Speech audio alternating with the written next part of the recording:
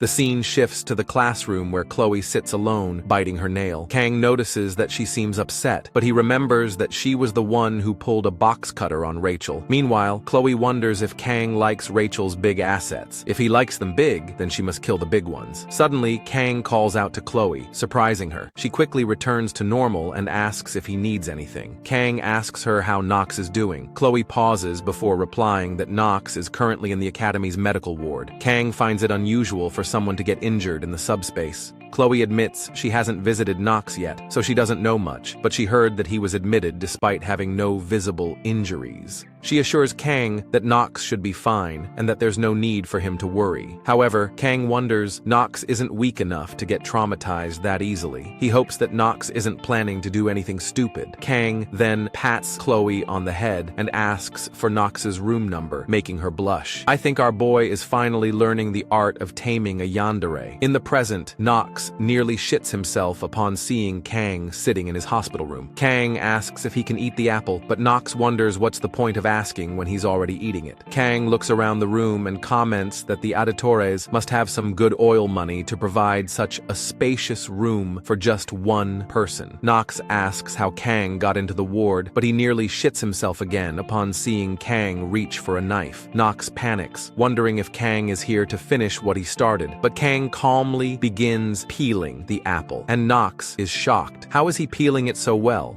Kang neatly slices the apple, places it on the table for him, and gets up to leave. Before stepping out, Kang tells Nox that if he has trouble digesting regular food, he should stick to eating fruit. Nox gets pissed and tries to pull a hidden blade in Assassin's Creed style, thinking he could take Kang down right now. But before he can act, Kang warns him. If he even thinks about doing something stupid like revenge, he will chew up the entire Aditore family. Nox falls to the ground, turning to see that Kang's aura has sliced the apple. Outside, Kang thinks that now that he has taken care of Nox, things will go smoother. He also thinks his bluff has paid off because, in reality, he can't take care of an entire clan in 30 seconds. Maybe around 10 people in that time, but he'd rather avoid unnecessary killing. Kang feels like he's getting used to life in this world. As long as Nox doesn't stir up any more trouble, he no longer needs to worry about him. However, our boy now has another problem, Rachel. He wants to avoid her as much as possible because, in the original game, she was the one who approached the main character first and even fought the main heroine, Abel, over him. Kang thinks he needs to take things slowly, especially with midterms approaching. Checking his phone, he reminds himself that he needs to lock in and get that reward, a B-rank sword. This test involves subduing a demonic monster in groups of 5. Regardless of class, the Academy places heavy emphasis on teamwork, believing that while individual skill is important, trust in comrades is even more crucial on the battlefield. Although Kang finds this setup annoying, he's fine with it as long as he finds the right teammates to carry. The monsters featured in this test are mermen, which are super gross. Even when he played the game, he thought they were disgusting. He thinks he might throw up if he sees them. At least the mermaid, pretty good to goon at. But then he recalls that in this world, mermaids are considered demonic humans and are part of the demon forces. Demonic humans are far more dangerous than demonic monsters. But thankfully, as a student, he doesn't have to deal with them. Reflecting on his time here, Kang realizes it has already been a month since he arrived. He thinks the night is peaceful. Speaking of peace, it has been 700 years since humans and demons swore a truce. However, just as human history isn't free from war, this world has also seen many conflicts, both large and small. For example, Vasmon, the commander of the 6th Legion, once claimed he would revive the commander of the 1st Legion. Crossing the line of truce, he attacked humans. After a week of battle, humanity emerged victorious, and the 7 heroes were born. Although 3 heroes fell, neither faction wished to escalate the conflict further, and peace has continued to this day. Kang wonders if Baylor, the one who sealed the 1st Legion commander alone, was even human. Checking his calendar,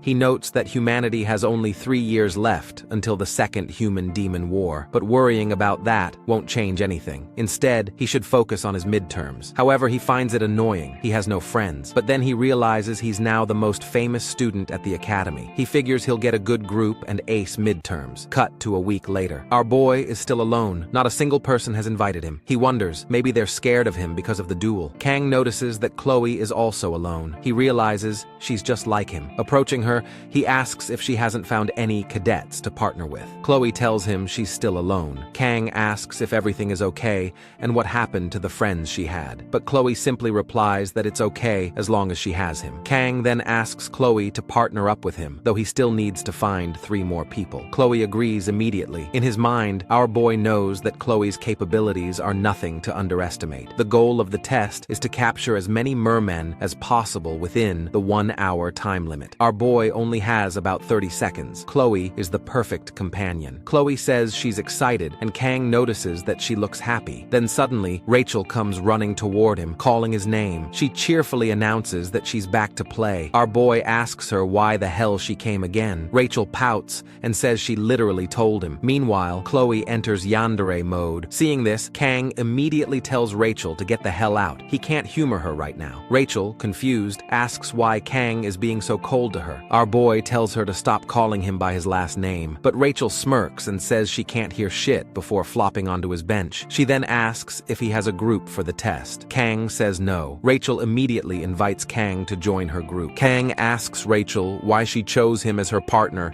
when she could have a huge line of students gooning for her, but Rachel says that would be no fun, while Kang, on the other hand, seems like he'd make the test fun. Kang then tells Rachel that he's already teamed up with Chloe, but Rachel informs him there are 2 spots left in her group. Kang wonders why she is doing this. She must not realize that teaming up with him could risk her grades. Looking at Chloe's expression, Kang agrees to join Rachel. Rachel then says he can't back out now. Kang asks about the other group members, and Rachel replies, "Do you know Leon, right?" Hearing that, Kang thinks, He wonders why everything has to go to shit. Getting involved with heroines is already enough for him. At least they are good to goon at. But Leon is a whole other thing. He is the main character of the game, and Kang has zero clue how the story may change. He even tries to see if he can switch groups. But Rachel had already submitted his name on the application before she even approached him, leaving our boy pissed. He even considers pulling a knife on her. Then Chloe approaches Kang with her yandere aura and asks if something is wrong, since he hasn't looked well since Rachel left. Kang explains that he's just a bit overwhelmed by teaming up with the Star Class cadets. Chloe tells him he is the GOAT of this class and that no one is as strong as him. Our boy thinks to himself that he was the one who asked Chloe to team up with him in the first place. There's no way Kang can leave without Chloe and just hopes everything will be alright. Kang asks Chloe when and where the group meeting is. Chloe says the blonde said they are meeting at the cafe in the main building at 6. Kang suggests they should head over now, and Chloe agrees. The scene shifts to the cafe, where Chloe downs an avocado smoothie. Meanwhile, Kang wonders why they are charging 50,000 won for green soup. He drinks his espresso, but it tastes like shit because they didn't add any sugar. Since this cafe is run by an outside company, faculty cards don't work here, and our boy gets scammed. Kang decides he won't be coming back. After a while, Rachel arrives with the rest of the team. She apologizes for being late, and Kang sees Leon, but he also notices another guy with him who looks like a delinquent. Then Leon approaches him, extends his hand, and greets him. Leon tells Kang that he was impressed by what he saw in the Subspace a few days earlier and feels reassured knowing Kang is part of the group for the exam.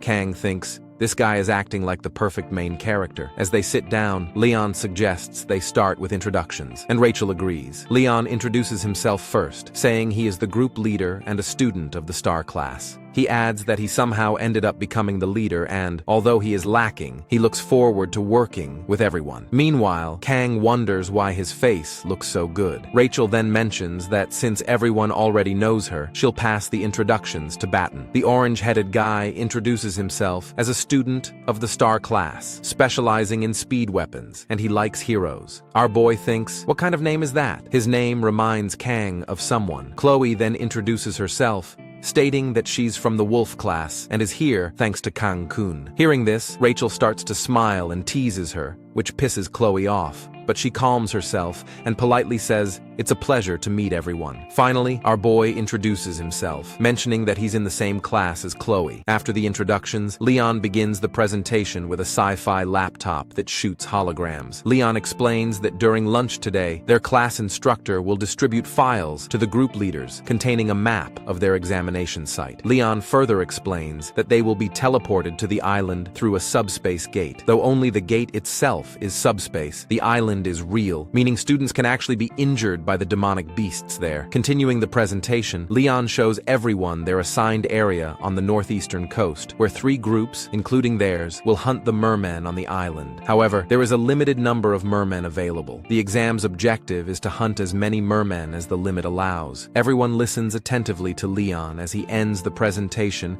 and asks if anyone has questions. Batten says the island is known for having mermaids, which could be risky. Leon reassures him that the instructors have thoroughly researched the area in advance to ensure student safety. Chloe then asks if groups within the same zone are allowed to ambush or battle one another. Leon replies that the objective is strictly to exterminate demonic beasts, and conflict between groups would likely lead to disqualification. Chloe nods, while our boy thinks to himself that, unfortunately for Leon, their team does indeed include an assassin. Leon concludes the meeting, reminding his team members to prepare for the midterms. He also tells them to meet again tomorrow for a positioning meeting. As everyone leaves, only Leon and Kang remain. Kang realizes that since he ended up sitting in the corner, he and Leon are now the last ones left, making this feel awkward. Our boy thinks he should hurry and leave. As he stands up to go, Leon calls out to him and asks where he's from. Kang thinks to himself that he's heard a question like this before, though this time it feels fundamentally different. Looking at Leon's expression, our boy can't tell what Leon is thinking, as he could have asked him earlier when everyone was introducing themselves. But Kang thinks that question was very specific. Then Leon apologizes for asking such an odd question out of nowhere and tells Kang he is somehow similar to him. Kang wonders why he is asking this pointless question, because anyone can tell he is Korean. Leon then asks him to pretend he didn't hear anything and starts to leave the room, but Kang stops him and asks where Leon himself is from. Kang realizes he acted without thinking, and this situation could go wrong. Leon then responds that he's from Germany. Then he leaves the room. Kang thinks, what's wrong with him? After a while, Kang thinks maybe he was being paranoid. When Leon asked him that question, he thought Leon was from another world like him. Kang can't help but wonder. After all, there's no rules stating that only one person could enter this game setting. And with the blessing of the sword god active, Kang's senses felt strangely heightened. So, our boy decides to test it. Unsheathing his knife, he activates the blessing of the sword god and immediately hears a voice telling him that Leon's existence is indeed of this world. Shocked, our boy realizes he's felt this sensation before. When he activates the blessing of the sword god and concentrates, he can faintly hear a voice about Leon's existence, but it gives him a headache, and even the blessing of painlessness doesn't work. Kang is sure that the Leon he encountered today is the same Leon he played in the game, and nobody can replicate him so perfectly. He wonders if Leon really only asked that question about which country he came from. However, that doesn't explain why Leon told Kang that he couldn't help but feel our boy was similar to him. Kang even searched the wiki, but he found nothing on him. Kang then decides this will be the only time he gets involved with Leon. He thinks it's best to lock in for now. He opens the blessing window and sees he's made quite a bit of progress. Our boy's mental fortitude and armament are still the same, but Kang's physical fortitude has increased slightly due to recent training. Kang believes his armament will increase once he acquires that B-rank weapon. He also notices that his assimilation level has risen. He thinks maybe it's because he duked it out with both brother and sister. Kang is annoyed because he doesn't fully understand it himself, and it's not as if he can ask someone else about it. Then a notification appears, and Kang is shocked to see that the duration of the blessing of painlessness has increased by 10. Our boy feels happy and proud of the progress he's made through training. After a few days have passed, he trains and has meetings with his teammates, and he finally refines his sword skills. Finally, on the day of the midterm exams, Kang sees the subspace, noting how it has a completely different vibe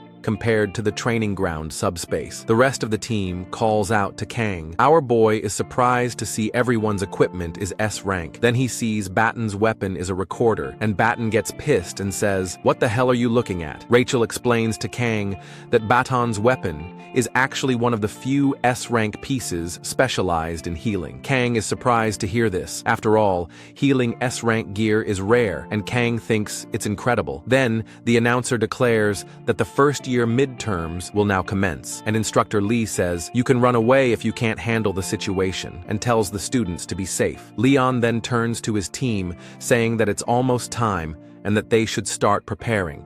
He encourages them not to be nervous and to give their best effort. Our boy thinks that it's finally beginning. Just then, Chloe approaches Kang, and he asks her if something is wrong. Chloe asks Kang if it's strange that she feels anxious now, mentioning that she remembered mermaids can appear on the island. Our boy reassures her, saying that the instructor confirmed everything has been thoroughly checked, so there's no need to worry. Chloe nods. Instructor Lee instructs the students to get ready to enter the subspace. Kang pats Chloe's head, telling her not to worry, and Chloe thinks she will never feel worried when she is with him. Then, they enter the subspace. Our boy blacks out, but hears Chloe's voice and snaps back to reality. As he looks around, he sees everyone is terrified, and Leon is on the ground bleeding. As he looks up, he sees they are facing the boss monster, the mermaid.